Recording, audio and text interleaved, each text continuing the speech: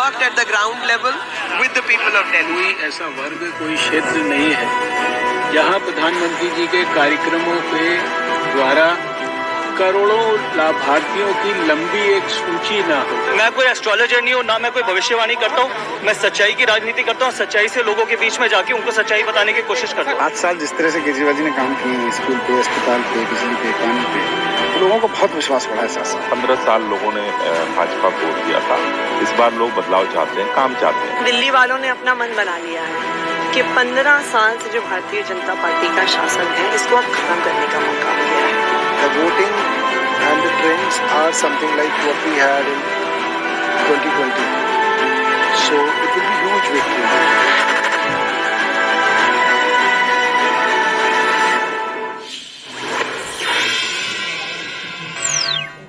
Welcome back. Yet another report has now exposed China. US-based scientist Andrew Huff, who worked at a controversial research lab in China's Wuhan, has said that COVID-19 was a man-made virus that leaked from the facility.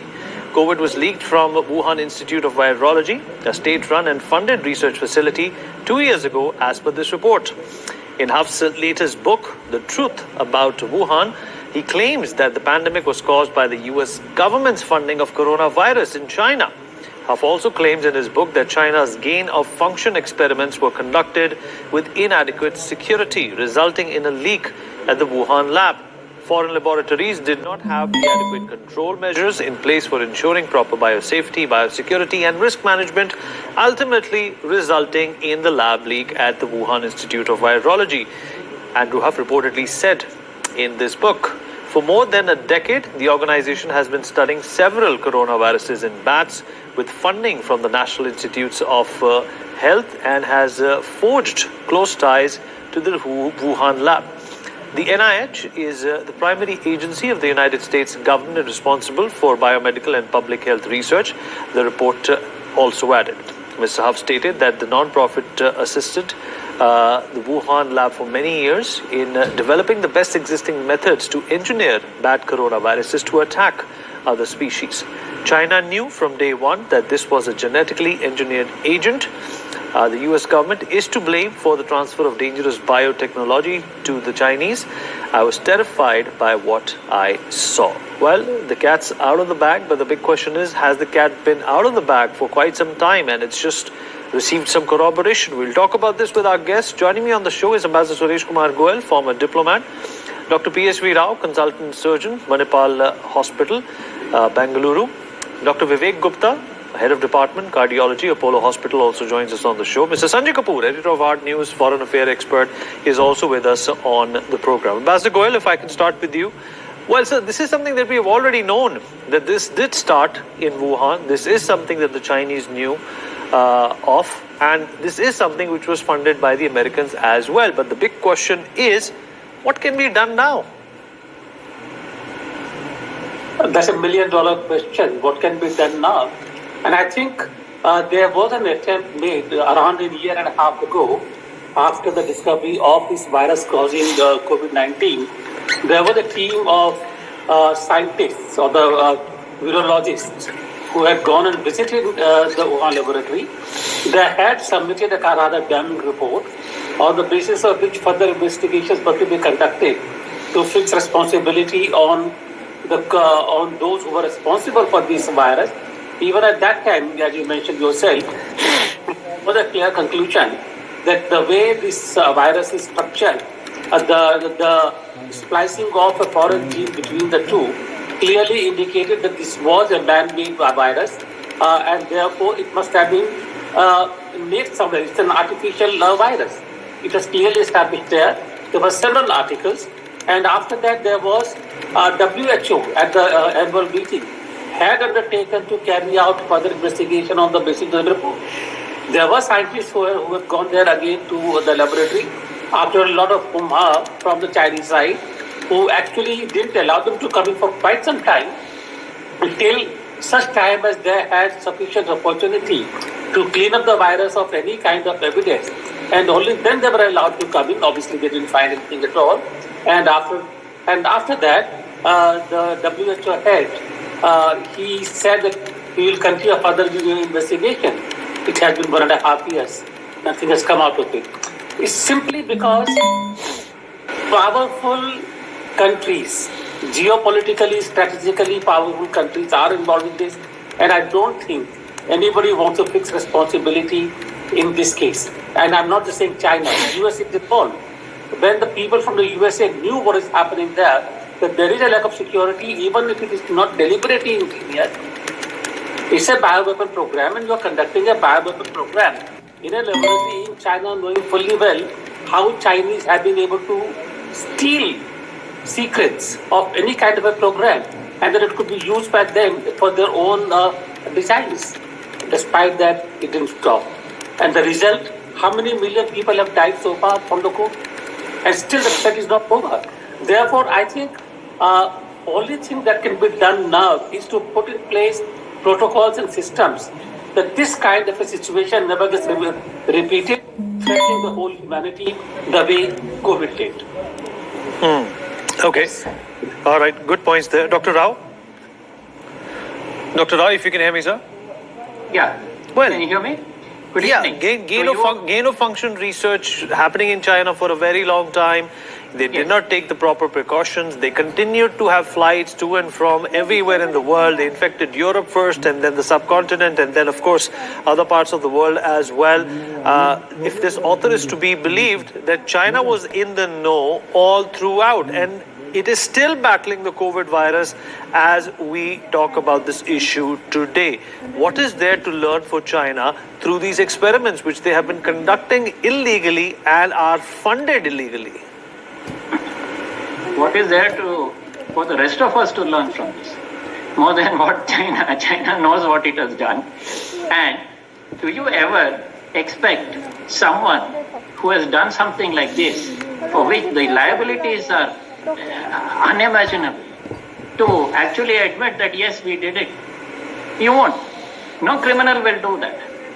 And just imagine if China was to admit that yes, it was a leak from our lab. What are the international liabilities for it? So don't expect them to ever do it. And I've said this before.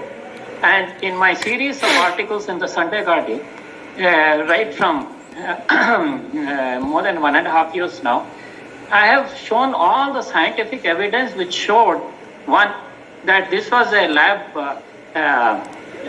manufactured virus because of the insertion of the furin cleavage site to make it specific for the human site. Second, that this gain of function research was going on in the name of being ready for a future virus in advance, but actually being done with the hope of having a vaccine ready in advance so that a lot of money could be made out of the human misery that would follow the virus escaping. And who was behind it? It was actually the American defense and the American vaccine producing companies and the health Fauci and his group, because they could see huge profits from this whole thing. And when it became difficult for them to continue this research in US because of some lab leaks and because of they openly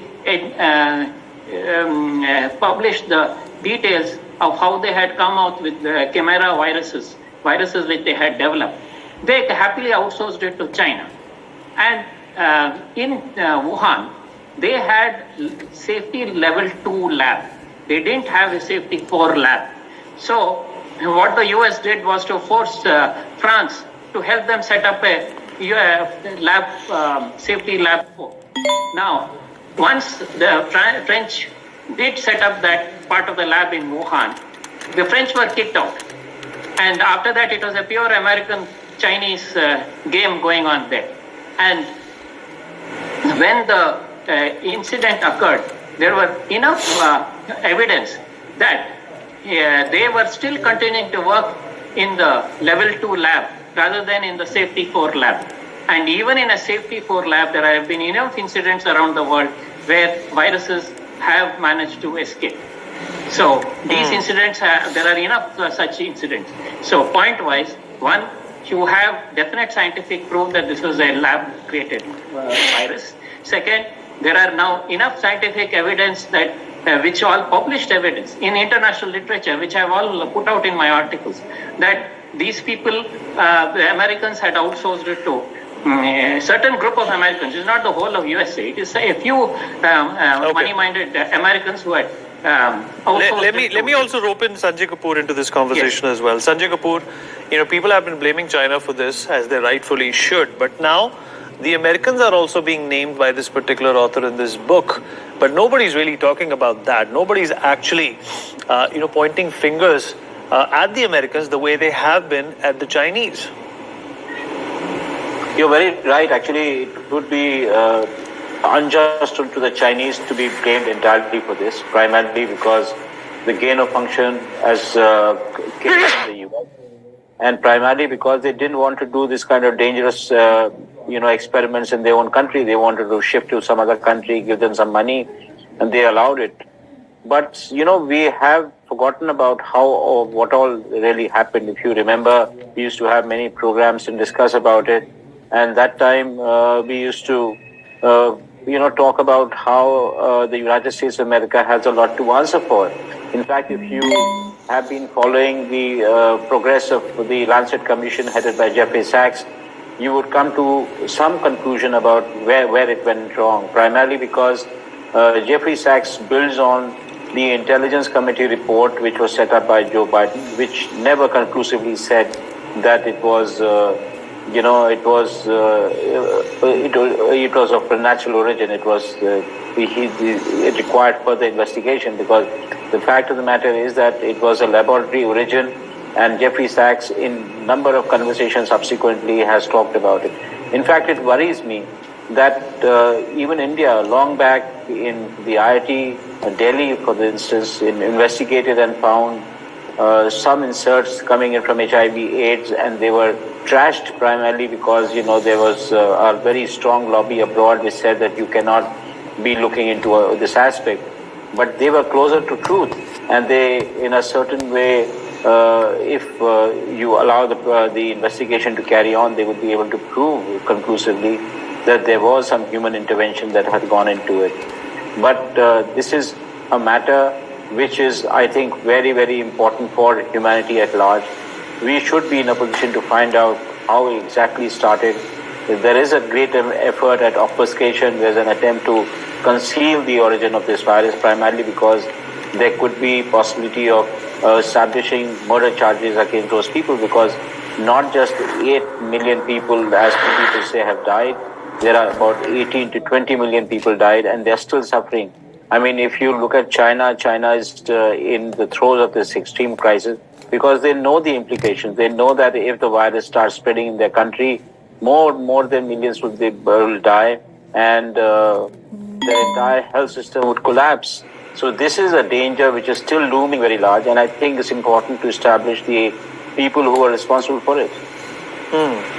Right, absolutely, Sanjay, you're completely right about that. Dr. Gupta, if you can hear me? Yes. Always great to be with you.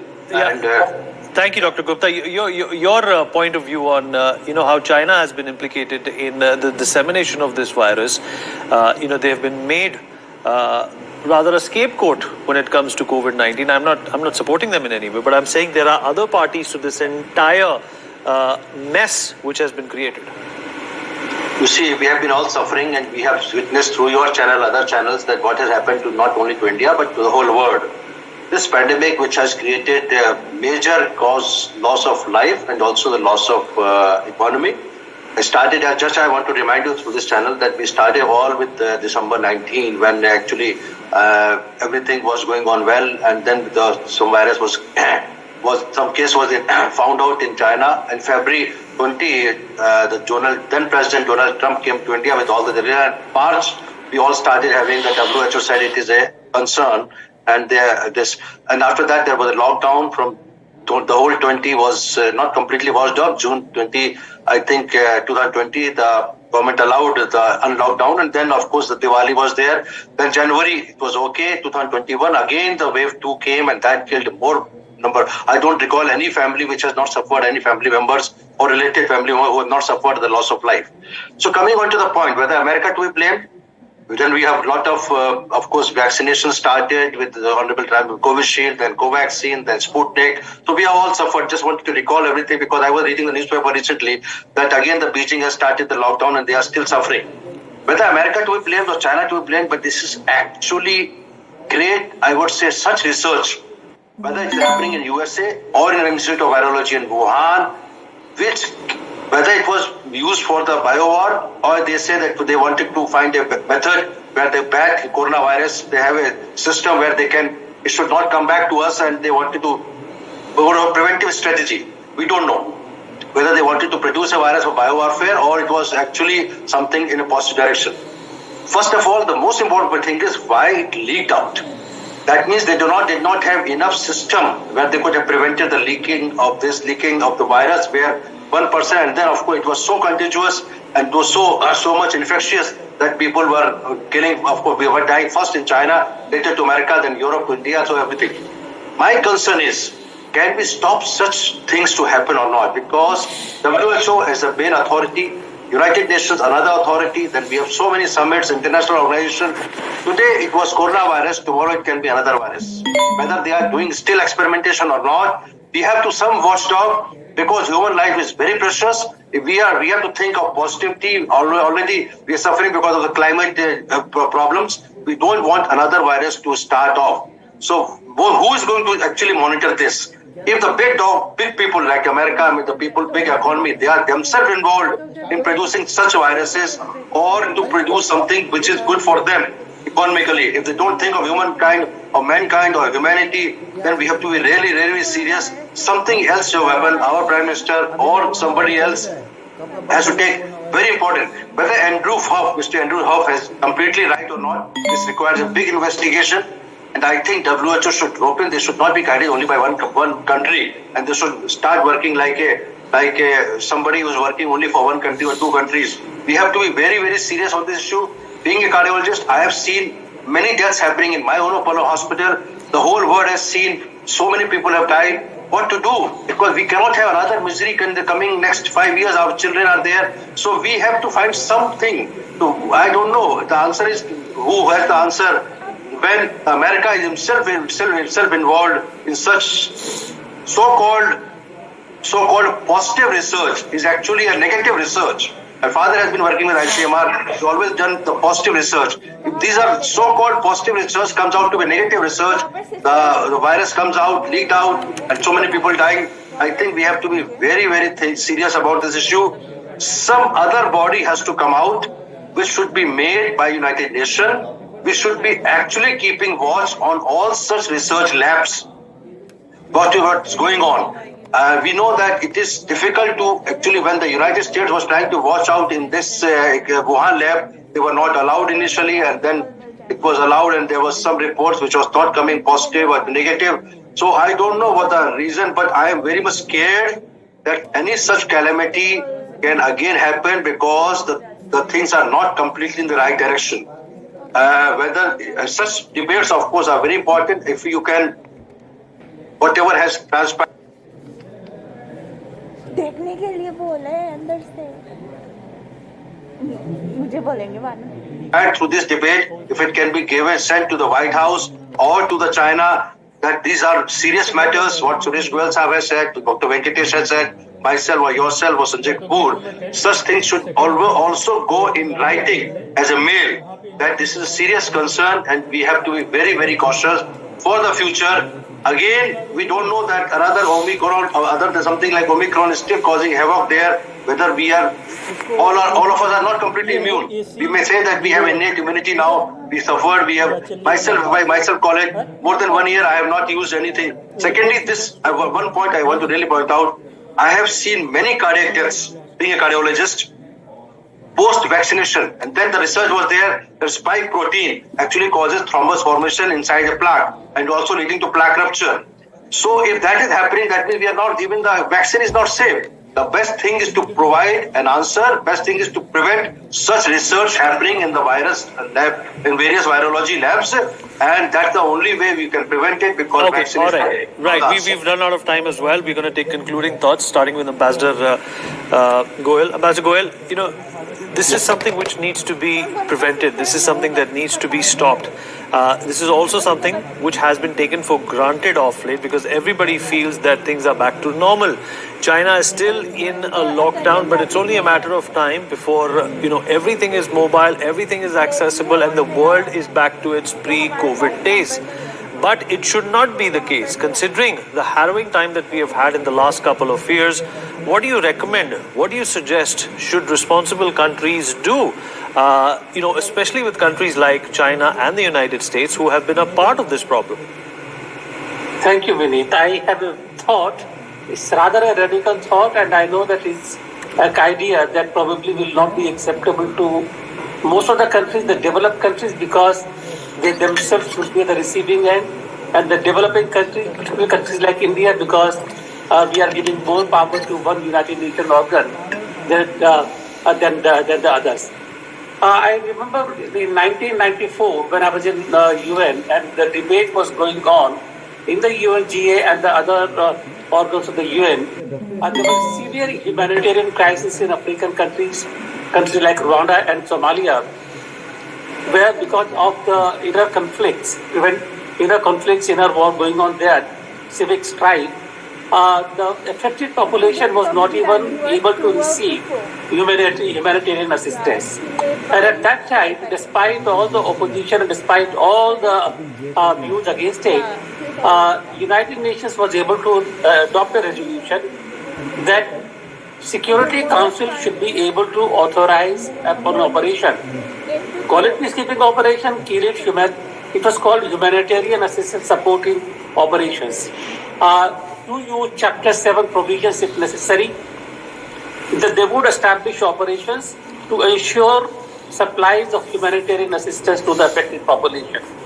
And that did have a salutary effect in terms of other agencies of the United Nations being able to deliver on this.